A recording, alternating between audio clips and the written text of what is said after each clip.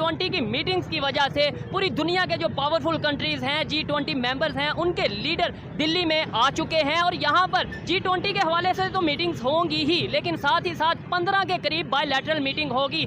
हम लोगों ने अफ्रीकन कंट्रीज को बुलाया है, अफ्रीका के नाइजीरिया के आ गए हैं और कुछ कंट्रीज को और भी बुलाया, बांग्लादेश को बुलाया। पाकिस्तान को थोड़ी बेइज्जती तो फील हो रही होगी ना कि आगे की लेवल तक गए हैं कि अमेरिका को ये स्टेटमेंट देना पड़ा कि अगर सतह ज़मीन के ऊपर हमारा कोई सबसे बेस्ट या करीबी दोस्त या पार्टनर है तो वो भारत या हिंदुस्तान है। इंडिया में G20 समिट होने जा रहा है और इसकी धूमें पूरी दुनिया में मची हुई है। यूनाइटेड अरब एमिरेट से लेके यूरोपीय यूनियन, अमेरिका तक इस वक्त इंडिया में मौजूद है। बहुत शानदार उनका रेड कारपेट पे वेलकम किया गया है और जिस तरह से रिवायती और कल्चरल अंदाज में इंडिया ने अपने तमाम गेस्ट को वेलकम किया है, वो अपने आप में एक बहुत बड़ा रिकॉर्ड इंडिया ने बना लिया है। What does this mean for India and Pakistan as well? हमें जारी बात है, हमारे जितना इंडिया ऊपर जा रहा है हमारे लिए और चैलेंजेस बढ़ते जा रहे हैं।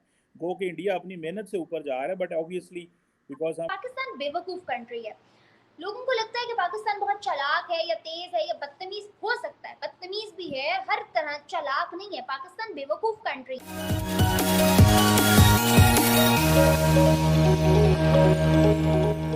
नमस्ते दोस्तों, स्वागत है आपका मेरे यूट्यूब चैनल एस सेक्शन पर। दोस्तों, भारत में हो रहा है G20 के समिट और G20 के समिट में दुनिया भर के बड़े बड़े जो 20 कंट्री के हेड ऑफ द स्टेट है वो भारत में पहुंचे हुए हैं। और आपको पता होगा कि भारत में जब पहले कोई बड़े नेता हो या छोटे कंट्री के भी जो बड़े लीडर होते हैं जो आते हैं, तब भारत के प्राइम मिनिस्टर जो बड़े पद पर होते हैं वो जाते थे उनको रिसीव करने के लिए एयरपोर्ट में। लेकिन अब भारत का जो प्राइम मिनिस्टर है वो किसी भी हेड ऑफ द स्टेट को रिसीव करने के लिए नहीं गए थे, जिस वजह से जब अमेरिका के प्रेसिडेंट जो बाइडेन पहुंचे थे उनको भी रिसीव करने के लिए प्राइम मिनिस्टर मोदी नहीं गए हैं। लेकिन जो बाइडेन खुद उनको मिलने के लिए उनके जो भवन है प्राइम मिनिस्टर भवन, वहाँ पर पीएम मोदी जी से मिलने के लिए गए थे। जबकि इसमें पता चलता है कि भारत का अब पावर क्या है। अब जो दुनिया भर के मीडिया है अब G20 के न्यूज़ को कवर कर रहा है। और इसमें दूसरी तरफ अगर देखा जाए तो भारत एक तरफ, जो भारत दुनिया के 5वीं बड़े अर्थव्यवस्था है और तेज़ी रफ्तार से बढ़ती हुई अर्थव्यवस्था जो कि आगे बढ़ रहा है और G20 जैसे इतने बड़े समिट कर रहा है, होस्ट कर रहा है। और दूसरी तरफ अगर देखा जाए तो पाकिस्तान जो कि हमारा पड़ोसी मुल्क, वहाँ पर पाकिस्तानी मीडिया अब रो रहा है, पछता रहा है कि भारत के साथ दुश्मनी लेकर उनका क्या नुकसान हुआ है। अब पाकिस्तानी बोल रहे हैं कि पाकिस्तान को भारत ने आइसोलेट कर दिया है। एक ही उम्मीद था पाकिस्तान का, जो सऊदी अरब की प्रिंस मोहम्मद बिन सलमान जाने वाले थे पाकिस्तान में 2-4 घंटे के लिए विजिट में, वो उनको भी मोहम्मद बिन सलमान ने कैंसिल कर दिया है, जिसके लिए पाकिस्तानी अब रो रहे हैं। तो आज हम देखने वाले हैं कि पाकिस्तान मीडिया इस पर क्या रिएक्शन देती है। तो वीडियो बहुत ही ज़बरदस्त होने वाला है दोस्तों, चलिए शुरू करते हैं। ये जो बाइडेन जो है वो इंडिया पहुंचे हैं और आते ही जॉइंट स्टेटमेंट दिया गया है। क्या कहेंगे आप, क्या बातें हुई हैं? दोनों लीडर्स की मीटिंग हुई और अभी हमारे प्राइम मिनिस्टर वहां इंडोनेशिया गए हुए थे, आसियान इंडो पैसिफिक में, और वहां से वापस आए हैं। अब दोनों लीडर्स ने मीटिंग की, बायलैटरल हुए। बायलैटरल के बाद 2-3 चीजें बहुत क्लियर है। एक चीज, दोनों स्पेस में काम करेंगे, स्पेस के लिए काम करेंगे। कोई ह्यूमन बींग्स को, एक तो जो हमारा ISS है, इंटरनेशनल स्पेस स्टेशन, उसके लिए स्पेशली मेंशन्ड है। हो सकता है कि एक इंडियन एस्ट्रोनॉट को ISS ले जाया जाए। दूसरी चीज, ये बातचीत काफी दिनों से चल रही थी, ये मेंशन पहली बार कागजों में दिख रही है। टेक्नोलॉजी पे इन्होंने बोला है Bharat 6G alliance and next G alliance पे बात हुई है, MOUs की। इन्होंने पूरा, अमेरिका ने पूरा तिजोरी खोल दी है इंडिया के लिए। साथ में इंडिया ने भी हर जहां जहां उसको पर्सपेक्टिव दिखा, जहां जहां उसको दिखा के पर्सपेक्टिव बायर यहाँ है या पर्सपेक्टिव सेलर यहाँ है टेक्नोलॉजी का, इंडिया ने उस अपॉर्चुनिटी को यूटिलाइज किया है। प्राइम मिनिस्टर मोदी ने जो मेक इन इंडिया इनिशिएटिव दिया था, उसका सबसे स्ट्रॉन्ग ये दोनों का जॉइंट कम्युनिके जिसमें जिसमें एक चीज नहीं छोड़ी गई है। और ये इसमें कोई शक नहीं है, मेरे ख्याल में जिस कंट्री ने भी उसको, अगर मैं ये कह दूं कि होस्ट किया है, लेकिन इतनी पॉपुलैरिटी हमने शायद पहले नहीं देखी जितनी कि इंडिया में इस वक्त G20 हो रहा है, और जितनी पॉपुलैरिटी इसको मिली है, या जिस तरीके से एक बड़ा हाइप क्रिएट हुआ है हर तरफ G20 क्या वजह है, इंडिया ने ऐसे क्या किया है? हालांकि G20 आज का नहीं बना हुआ और G20 कोई हिंदुस्तान पहली दफा होस्ट नहीं कर रहा, क्या वजह क्या है? ये तो चूंकि इम्पोर्टेंट ये है कि यही 20 देश दुनिया का मुस्तकबिल तय करेंगे, दिस इज फॉर श्योर। ये 20 देश जो है, जो कि दुनिया के 80% या 70-75% पॉपुलेशन को 80% दुनिया के पैसे को डिटरमाइन करते हैं या ये कंट्रोल करते हैं, यही यहाँ पे बैठ के जो फैसले लेंगे वो हमारा आपका मुस्तकबिल हो जाएगा। यही 10-15 लोग जो है जो ये बैठ के डिसाइड करेंगे, that will going to affect us in our in day to day life. So that's why it's important. And India का एक शिफ्ट है, एक गियर शिफ्ट लग रहा है, जिसमें अब इंडिया जो है एक मेजर वर्ल्ड पावर के रूप में आ रहा है। पहले होता था कि इंडिया एक रीजनल पावर है, फिर उसके बाद हुआ कि नहीं ये जो है ये कॉन्टिनेंटल पावर है, अब ये है कि नहीं इट्स अ वर्ल्ड पावर। तो ये दुनिया ने एक्सेप्ट कर लिया कि बिना इंडिया के डिसीजंस के या इंडिया के पार्टिसिपेशन के कोई मेजर डिसीजन वर्ल्ड लेवल पे नहीं लिए जा सकेंगे। That's why this whole अभी चंद्रयान भी चला गया, आदित्य भी चला गया, तो उसी फेस्टिविटी में ये भी आ गया। नहीं, देखना ये है कि ये जो सारी एक्टिविटी है जो कि हो रही है, इसको अगर आप देखें तो आपको ये एहसास होगा कि नरेंद्र मोदी ने बेसिकली अपने जो जिसे कहते हैं ना ताल्लुकात जो है वो मुस्लिम वर्ल्ड से बहुत अच्छे इस्तवार कर लिए हैं, बहुत अच्छे ताल्लुकात उन्होंने बना लिए हैं। एक तरफ वो मोहम्मद बिन ज़ैद, मोहम्मद बिन सलमान, प्रेसिडेंट सीसी और प्रेसिडेंट एर्दोआन के साथ भी उनके कोई इतने बुरे ताल्लुकात नहीं हैं, एक बड़े मुनासिब किस्म के रिलेशंस उन्होंने इस्टेब्लिश करके रखे हुए हैं। लेकिन पाकिस्तान जारी बात है इसमें सारे प्रोसेस में इंतहाई आइसोलेटेड है।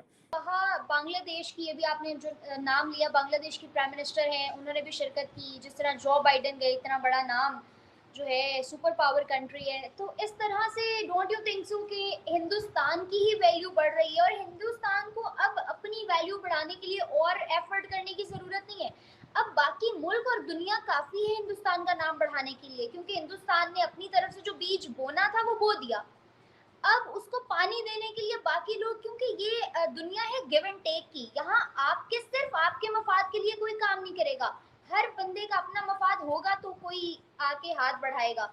और अब हिंदुस्तान ने जो किया वो अपने लिए कर दिया एक दफा। और जैसे अभिषेक जी हमेशा कहते हैं कि इंसानियत का मफाद जरूर होता है जो भी हिंदुस्तान करता है, तो अब जिस इंसानियत का मफाद था वो अपने लिए जो है उन्होंने जो काटना है ना हिंदुस्तान का बोया हुआ बीज, वो उसके लिए खुद चल के आएंगे ही आएंगे हिंदुस्तान, जो इस वक्त अमेरिका कर रहा है, जो इस वक्त बांग्लादेश ने किया, जो इस वक्त हर कंट्री कर रही है। और अगर चाइना कोई ग्रज रखे हुए है तो ये भी चाइना को अपना बोया हुआ खुद ही काटना पड़ेगा, और उसको जल्द पता चल जाएगा कि यार हम गलती पर थे, क्योंकि इंडिया वो नहीं है जिससे हमने दुश्मनी की थी, इंडिया कुछ और बन चुका है। और मुझे लगता है इसको लेके पाकिस्तान को भी आंखें खोलने की बहुत ज़रूरत है। पाक चीन दोस्ती के जो नारे लगते थे, पाक चीन दोस्ती पे जो गाने बना करते थे, बच्चों के अंदर जोश, और एक पाकिस्तान के झंडे के साथ चाइना का झंडा लगाया जाता है स्कूलों के अंदर, उस चीज़ को अब हमें एक्नॉलेज करने की ज़रूरत है कि बेसिकली वो है क्या। एक दफ़ा अभिषेक सर ने अपनी एक स्पीच में कहा था कि चाइना कभी किसी का दोस्त नहीं हो सकता, और अब मुझे वो बात रियलाइज़ होती है कि वाकई चाइना कभी किसी का दोस्त नहीं हो सकता। मफाद परस्त मुल्क है और वो अपने बारे में ही सोचता है। अब भी आप देखो कि जितने भी इख्तिलाफ हैं, पाकिस्तान बेवकूफ़ कंट्री है।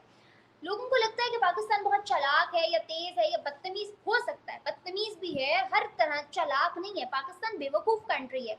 अगर चालाक होता तो चाइना की तरह ट्रेड कर रहा होता आज इंडिया से, अगर चालाक होता तो इंटरनेशनल रिलेशंस पे काम किया होता इसने, अगर चालाक होता तो सबसे पहले अपने अंदर के हालात सुधारे हुए होते। तो ये चीज़ें जो है हमारे फ्लॉज में शामिल है, ना कि ये चालाकी में। तो पाकिस्तान बहुत बेवकूफ़ कंट्री है, जिसने चाइना को दोस्त बनाया, जिसने अमेरिका को अपना दोस्त समझा, जिसने इन लोगों से हमेशा हेल्प ली, जिसने टर्की को अपना कंट्री, अपना जो है ना सपोर्टिव कंट्री समझा, जिसने यूएई से कर्जा लिया और ये नहीं समझा कि वो एक इस्लामिक कंट्री हो के इंटरेस्ट पे लोन दे रही है और नारे हम लगाते हैं काफिर काफिर के।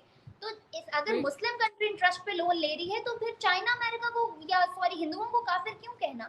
चाइना को हम दोस्त कह रहे हैं, अमेरिका को हम दोस्त कह रहे हैं। खैर ये सारी चीजें हमें बहुत ज्यादा समझने की जरूरत है। बैठ के एंजॉय कर रही हूँ जिस तरह से वो G20 की मीटिंग करवा रहे हैं। आज तक G20 मीटिंग किसी मुल्क ने इस तरह से नहीं करवाई जिस तरह इंडिया में करवाई जा रही है। एक्चुअली मेरा एक स्टांस है कि इंडिया हैज़ प्रूवन देमसेल्फ। उन्होंने अपने आप को इस चीज़ के लिए साबित किया है कि वो इस चीज़ के लिए कैपेबल हैं। India is the 4th largest economy, I think 5th और 4th largest economy in the world.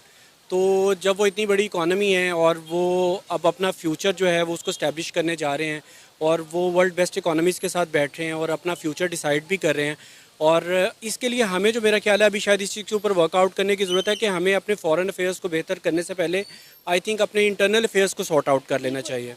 अगर हम अपने इंटरनल अफेयर्स को सॉर्ट आउट कर लेते हैं तो हम शायद फॉरेन पॉलिसीज़ पे भी बेहतर काम कर सकते हैं। इंटरनल अफेयर्स तो हमारे ख़राब हैं ही हैं, हमारी फॉरेन पॉलिसीज़ बिल्कुल बेकार किस्म की हैं।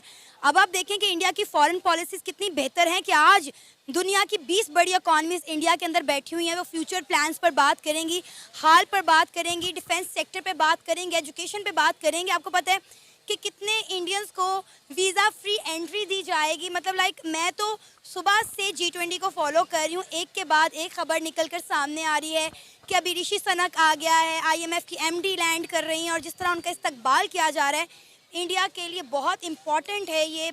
और मैं तो कहती हूँ कि हमें भी अपनी फॉरेन पॉलिसीज़ बेहतर करनी चाहिए ताकि दूसरी कंट्रीज़ के साथ हमारे ताल्लुकात बेहतर हो, क्योंकि मुझे लगता है कि कहीं ना कहीं पाकिस्तान आइसोलेट हो गया है।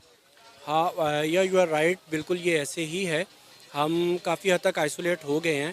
आई have visited 2 or 3 countries and to be very honest मैं आपको ये ओपिनियन दूंगा कि पाकिस्तान का जो इमेज है that through out the world it's not so good. आपको एक थर्ड वर्ल्ड कंट्री श्रीलंका में भी शायद उस तरीके से रिकॉग्नाइज़ नहीं किया जाता, जो कि एक ऑलरेडी डिफ़ॉल्टेड कंट्री है।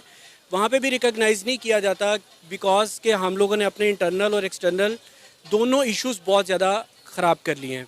तो दोस्तों देखा आपने, ये अब पाकिस्तानियों को समझ में आ रहा है कि पाकिस्तान कितना बड़ा बेवकूफ़ है।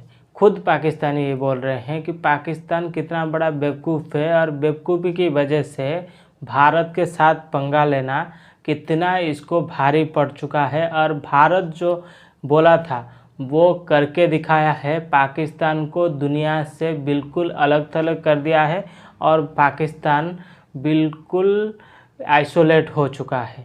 और अब भारत का जो पावर है वो दुनिया को दिखा रहा है और अब G20 को दुनिया भर के मीडिया कवरेज दे रहा है। इतना ज़्यादा हाइप क्रिएट हो चुका है कि दुनिया में ऐसी समिट कहीं पर भी नहीं हुआ था जिस तरह की भारत में हो रहा है।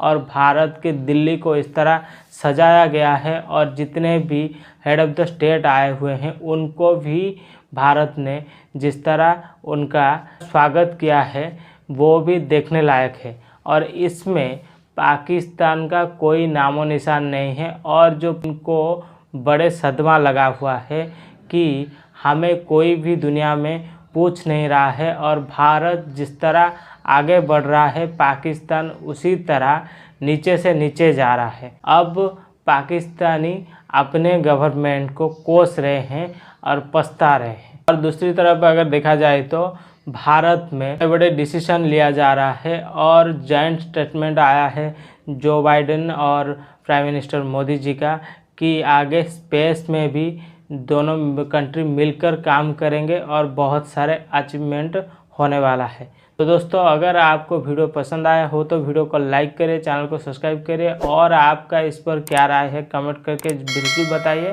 तो चलिए दोस्तों फिर मिलते हैं नेक्स्ट वीडियो पे, तब तक के लिए जय हिंद, वंदे मातरम, जय श्री राम।